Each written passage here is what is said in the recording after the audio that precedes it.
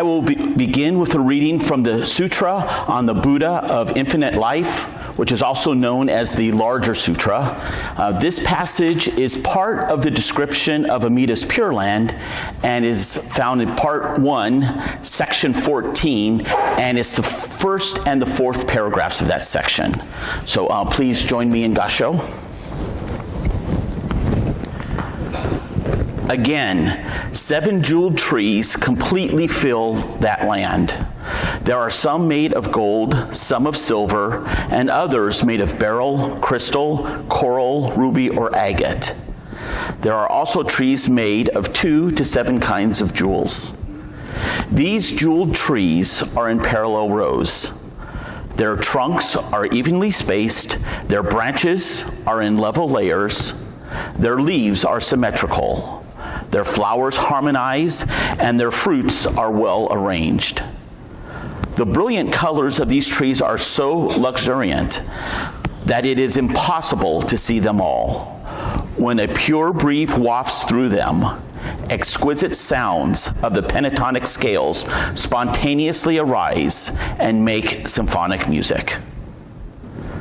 Namo Buddhist. Good morning, everybody.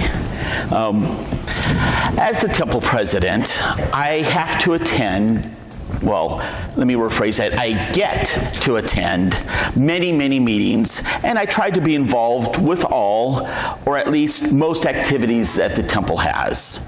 On occasion, there are conflicts, and since I haven't figured out yet how to be in 2 or more places at one time, I have to make a choice of where I go. At the end of July, I was signed up to work setting up and staffing our corn concession booth at the Natsumatsuri at Uwajimaya in Beaverton. At the same time, the Buddhist Education Committee meeting was being held. For those of you who are unfamiliar with what happens at the BEC, one of the most important things that it does is it determines the schedule of what's going to happen for upcoming Dharma talks and events at the temple. A week ago yesterday, we had the BEC meeting for August. For whatever reason, I had not read the minutes from the previous meeting prior to coming to that one. In the agenda, I looked at the coming schedule and, hello, there I was penciled in giving today's Dharma talk. So I guess the moral of this story is don't miss a committee meeting. And if you do, at least read the minutes. But fortunately, I did have a week to prepare, so I do have something to say today. As you could kind of may have guessed at the beginning here, I like to sing. Many of you know that I sing in a choir. In fact, I used a lesson that I learned from singing in that choir in my last Dharma talk this past June. The Dharma talk that I called Listen Louder Than You Sing. Today, I'm going to be discussing another lesson I learned from being in the choir. This time, it's to sing so you're heard.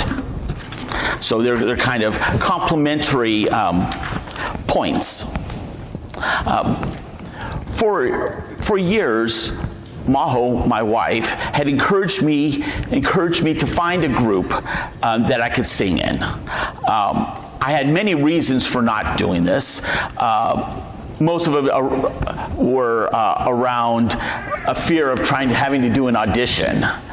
And it kept me from trying. But about 2 years ago, I saw an online post advertising auditions for the Portland Choir and Orchestra, which is an independent, nonprofit musical organization. PCO was established in 2005 with the motto, inspiring the Northwest and uplifting the human soul with exceptional music. There are about 100 singers and 50 instrumental musicians in the group. I checked out their website and YouTube videos and decided you know what? Maybe it's time to actually audition and try. For some reason, the audition call spoke to me. So I signed up for the audition slot, and I actually received the location of where to go for the audition. When I arrived there, I was surprised that the audition was being held in a Mormon church building in Tigard. There was nothing on the website that mentioned anything about being affiliated with the Mormon Church. But I went ahead and I auditioned, and I was accepted into the choir. I found out that the choir was originally founded by the church for a special celebration that they were going to have in 2005. But when that occasion ended, the church disbanded the choir.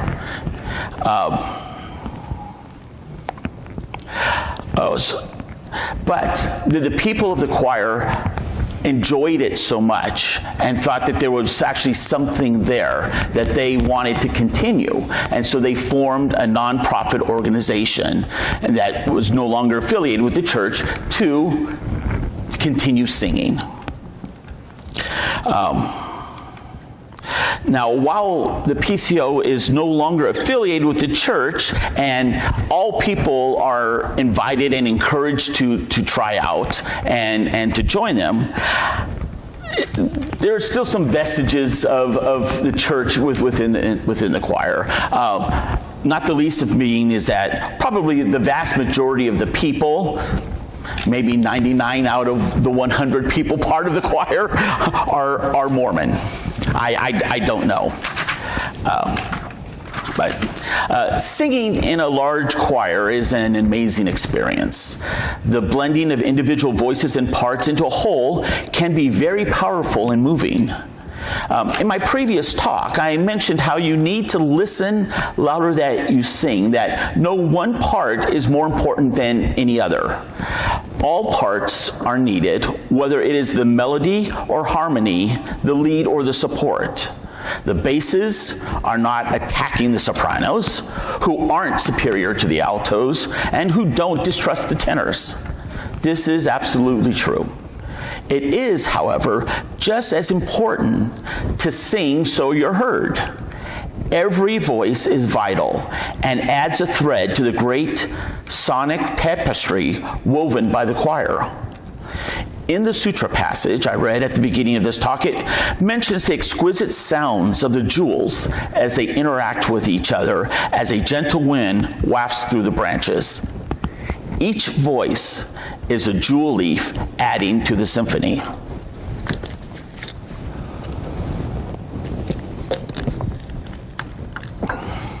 Now, there are many elements that go into singing, as is true for playing an instrument or for creating other art forms. One way to look at it is to think that there's a technical side and then there's the artistic side. Those of you who watch ice skating at the Olympics, you'll see that. They rate people on the technical and artistic. The technical, like for singing, technical includes pitch and tone and breath control and rhythm, reading the music, all the stuff that goes into the basics of singing. That gives you, it helps you to make and organize a sound into something pleasing. Mastery of this technical side is what gives music form and structure. Now, the artistic side, on the other hand, enlivens the structured sound and actually makes music.